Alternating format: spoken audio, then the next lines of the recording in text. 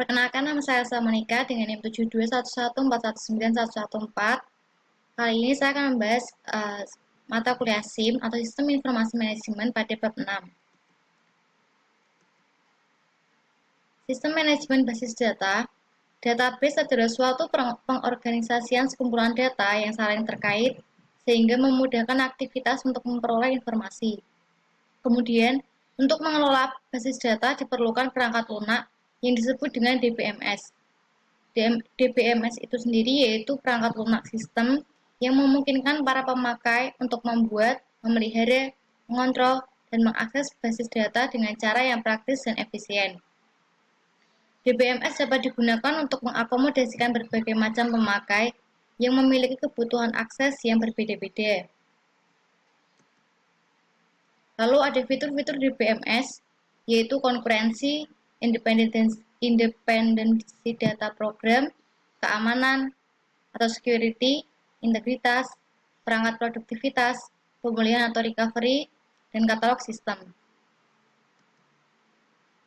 Lalu keunggulan DBMS itu sendiri yaitu meningkatkan keamanan data, menanggulangi konflik kebutuhan antar pemakai, menjaga konsistensi dan integritas data, menghemat biaya, mengendalikan atau mengurangi duplikasi data, meningkatkan layanan backup dan recovery, lalu meningkatkan pemeliharaan. Sedangkan kelemahan dari DBMS yaitu memiliki harga yang sangat mahal, lalu ukuran penyimpanan yang dibutuhkan oleh DBMS sangat besar, dan memerlukan memori yang besar agar bisa bekerja secara efisien. Kemudian terkadang DBMS juga meminta kebutuhan perangkat keras dengan spesifikasi tertentu. Administrator dan pemakai akhir harus benar-benar memahami fungsi-fungsi dalam DBMS agar dapat memperoleh manfaat yang optimal. Lalu komponen lingkungan database. Ada perangkat lunak, perangkat keras, ada orang, data, dan prosedur.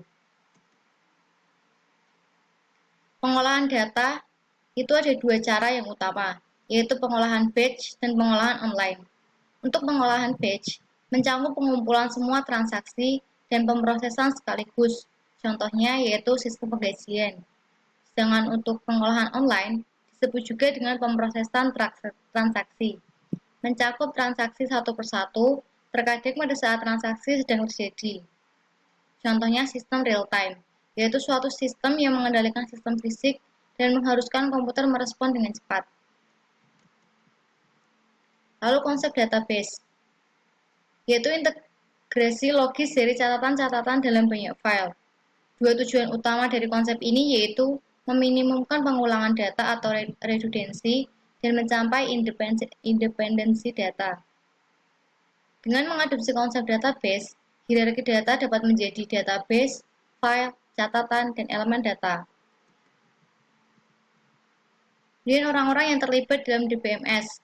Ada orang yang berperan langsung dan orang yang tidak berperan langsung. Untuk orang yang berperan langsung, ada database administrator, yaitu orang yang bertanggung jawab terhadap administrasi penggunaan sumber daya database. Ada database designer, yaitu orang yang bertanggung jawab dalam perancangan basis data, mengidentifikasi data yang akan disimpan dalam basis data, dan memilih struktur yang sesuai dalam menyajikan dan menyimpan data.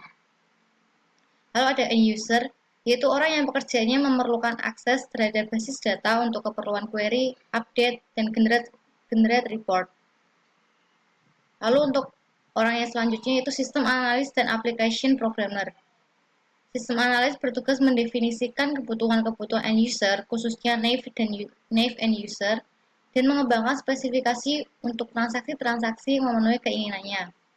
Sedangkan application programmer bertugas untuk mengimplementasikan spesifikasi menjadi suatu program. Lalu orang-orang yang di belakang layar. Ada DBMS Designer and Implementers, yaitu orang-orang yang merancang dan mengimplementasikan modul-modul DBMS dan interface-nya sebagai satu paket software. Yang kedua yaitu tool developers, atau orang-orang yang mengembangkan paket-paket software yang memberikan fasilitas dalam perancangan dan penggunaan sistem basis data. Misalnya paket-paket untuk performance monitoring, GUI, prototyping, simulation, dan lain sebagainya. Lalu yang terakhir yaitu ada operator and maintenance personnel. Kemudian untuk model basis data ada 4, yaitu model data hierarkis, model data jaringan, model data relasional, dan model data berorientasi pada objek.